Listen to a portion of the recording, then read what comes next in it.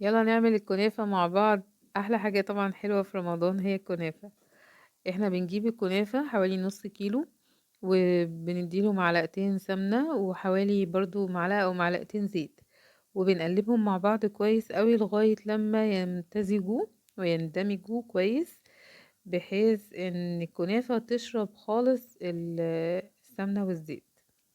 وبعد كده بنقسمها نصين ونحطها في الصينية، يا ريت صينية مثلا ما بتلزقش فيها، او عادي يعني لو احنا دهنين الصينية كويس هي ان شاء الله مش هتلزق. وبنعمل ايه بقى، بنضغط عليها كويس بحيث ان هي تبقى متماسكة وماسكة نفسها كده. يا اما بنضغط عليها بايدينا او بنجيب صينية اصغر من الصينية اللي احنا بنضغط بيها وبرضه نضغط بيها كويس، فبتبقى ماسكة نفسها. هنحضر هنا الشربات. شربات الكنافة بيكون بالظبط كده، مقدار السكر هو مقدار المية.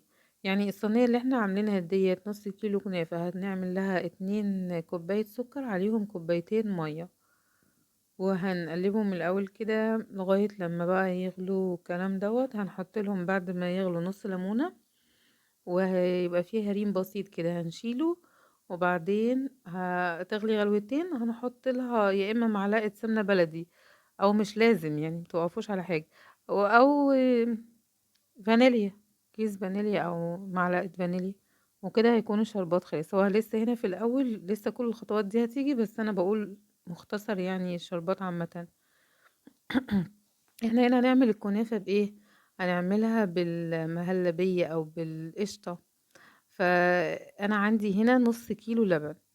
النص كيلو لبن مش عايزه احط يعني مش عايزه احط ادوب النشا في ميه وبعدين احطها في اللبن. فانا عملت ايه، دوبت النشا على طول في اللبن بس على البارد، لان لو على السخن هتكلكع وتبقى وحشه. قبل ما احط اللبن على النار، قمت حاطه حوالي بالظبط 3 معالق نشا، وقلبتهم كويس قوي في اللبن وهو بارد.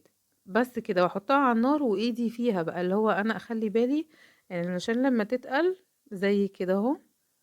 ايوه. إيه، ما تكلكعش مني ولا اي حاجه، بقى انا واقفه عليها، ولما تتقل والتقل بتاعها يكون كويس فكده يبقى تمام. بس كده النشا أو كده خلصت معايا القشطه والشربات زي ما انتم شايفين.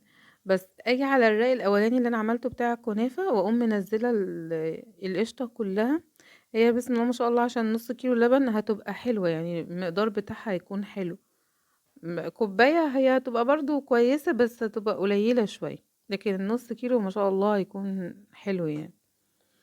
بس هوزعها على طبقه الكنافه، واحاول ان هي ما تجيش على الاطراف، على قد ما اقدر يعني. بس تمام كده. ولما تتوزع القشطة هقوم جاية حاطة فوق القشطة الرق التاني بتاع الكنافة، بس هحطه من غير ما اضغط بصينية يعني. انا هنا بوزعها اهوت، بخلي بالي ان الاطراف ما تتعملش. علشان اعرف اشتغل بالاسباتولا كويس، انا بخلي الاسباتولا في النص وبروح بيها على الجناب من غير ما ارفعها خالص يعني. اللي هو هي على القشطة كده، انا بايه، بتاخر القشطة يمين وشمال من غير ما ارفع الاسباتولا. بس كده هحط بقى الراق التاني بتاع الكنافة او بقية الكنافة معايا فوق وش القشطة، وهطبطب عليها بشويش كده ان هي ما تبقاش ايه، ما ما اضغطش جامد. لو ضغطت بصينية هتطلع القشطة هتطلع برا خالص. فانا هحاول ان انا ايه ابدا احطها بايدي كده بشويش، واحاول ان انا اخليها بس تتوزع كويس وهو طبطب عليها وخلاص. بس هنا عندي اهو الشربات بعد ما حطيت له نص ليمونه وتمام، شلنا الريم اللي طلع منها. فهحط له بيكنج فانيليا، وخلاص على كده هيكون تمام معايا. بصوا بسم الله ما شاء الله، طلعت من الفرن اللهم بارك تحفه. هنا كان عملتها على وش وبعدين قلبتها هنا بعد ما اتقلبت بقى، اللي هو كان الوش اللي كان تحت يعني.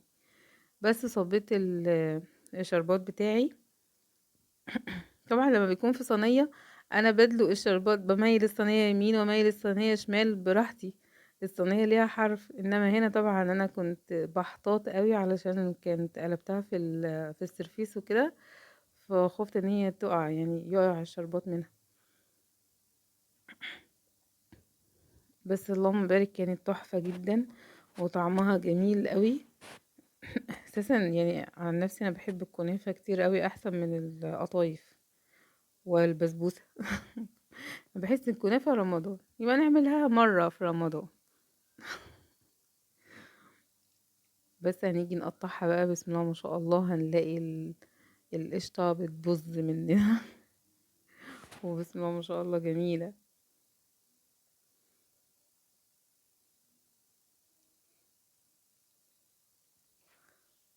هنطلعها بقى كده، بصوا في الطبق، نلاقي بسم الله ما شاء الله، بصوا جميلة جميلة. وعلى فكرة ما شاء الله، يعني وهي سخنة تقريبا نصها اللهم بارك اتاكل. ولما بردت التاني يعني على السحور كانت خلصانة، يعني دي كانت بعد الفطار، على السحور كانت خلصانة ما شاء الله.